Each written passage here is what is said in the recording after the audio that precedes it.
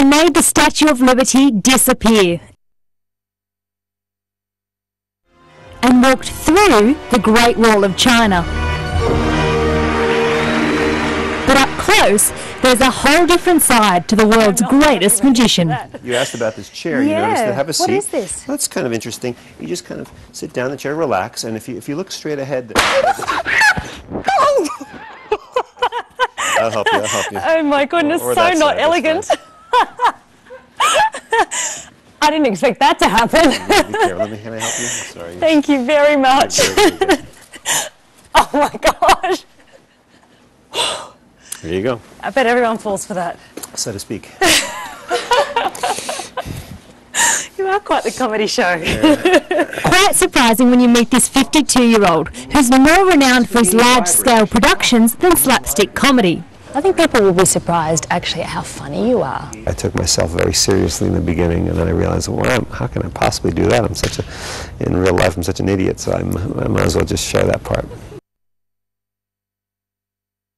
He may be comfortable making fun of himself, but racking up a reported $1 billion in ticket sales is a very serious business.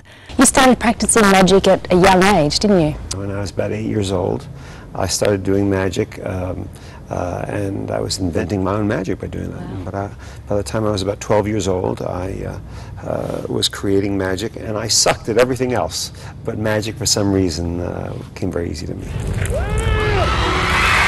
But there's nothing easy about stunts like this. Each illusion takes about 2 years of work. We're working on every single angle. It's got to work perfectly every night. I'll create an illusion and have 4 different methodologies for doing it. You know, I think it's going to be easier next time, and it never is. I think I learned all this stuff, and I know, the process, but no, it's just as hard each time. Just as difficult is the very real element of danger that every illusion presents. I collapsed in the tornado of fire. Years before that, I cut a tip of my finger off. I mean, it was horrible. There was blood everywhere. I said, ladies and gentlemen, I think I cut my finger off, and the audience started to applaud. That was part of the show.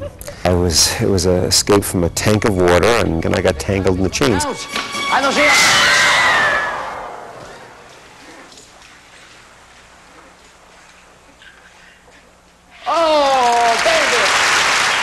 Yeah, the danger is really real. Also very real is his passion for preserving the history of magic. His private museum houses the largest collection of magic props, books and artifacts.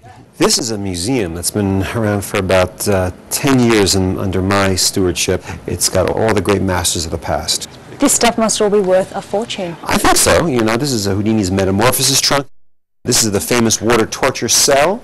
This is the first book ever written on magic, The Discovery of Witchcraft, which is 1584. Does this stuff inspire you? Does it inspire new tricks? Or it's amazing how it really, to know where magic comes from is very important to create new things. And a lot of the things are kind of outdated, but sometimes you can take things and reinterpret them and make them new and fresh. His signature is surprise, and a wow factor no one can match.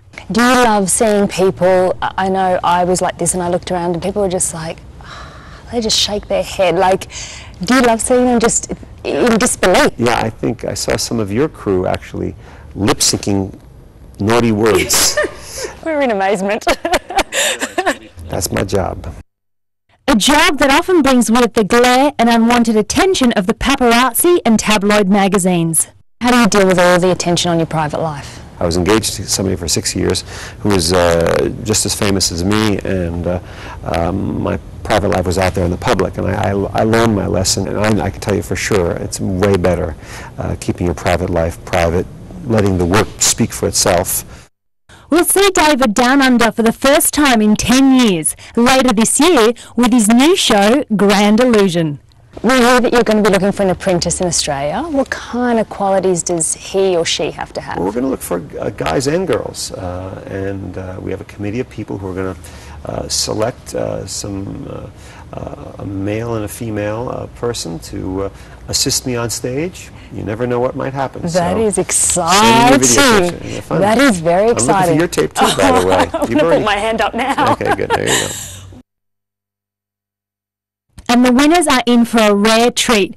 David doesn't use assistants all that often. What's the best thing about being David Copperfield? Making people happy. Yeah, making people go,